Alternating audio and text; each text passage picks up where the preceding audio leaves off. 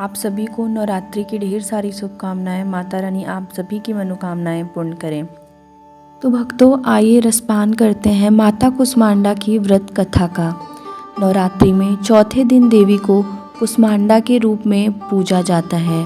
अपनी मंद हल्की हंसी के द्वारा अंड यानी ब्रह्मांड को उत्पन्न करने के कारण इस देवी को कुष्मांडा नाम से अभिहित किया गया है।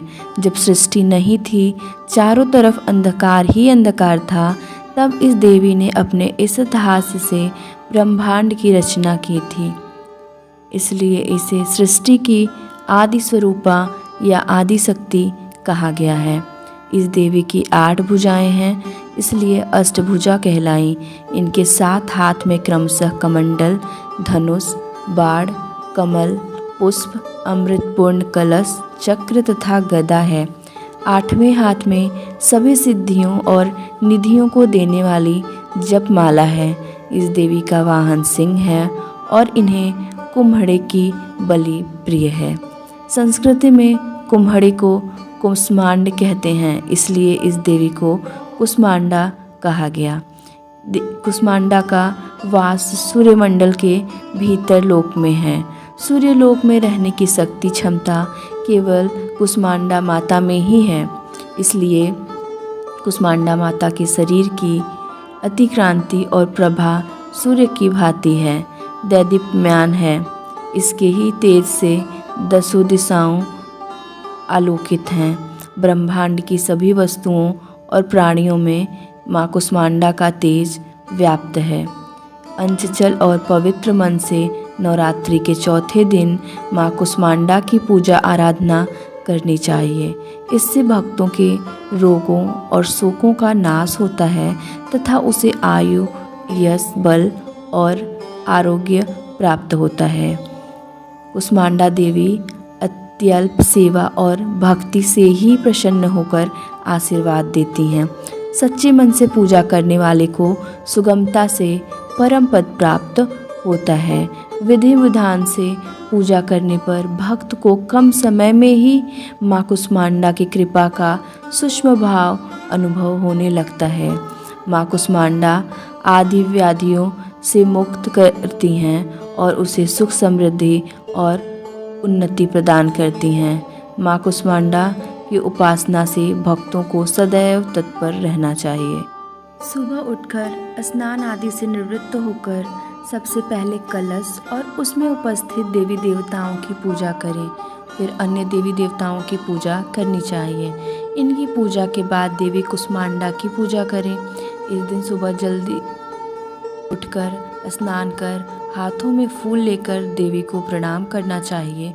इसके बाद व्रत पूजन का संकल्प लें और फिर माँ कुष्मांडा सहित समस्त स्थापित देवताओं की 250 पूजा करें। फिर माता की कथा सुने, इनके मंत्रों का जाप करते हुए ध्यान करें और अंत में आरती उतारकर तत्पश्चात प्रसाद वितरण कर पूजन संपन्न करें। अंत में माता को मालपुए या फिर कुम्हरे यानी कद्दू से बने पेठे का भोग लगाएं। तो आइए जानते हैं कुष्मांडा देवी का मंत्र।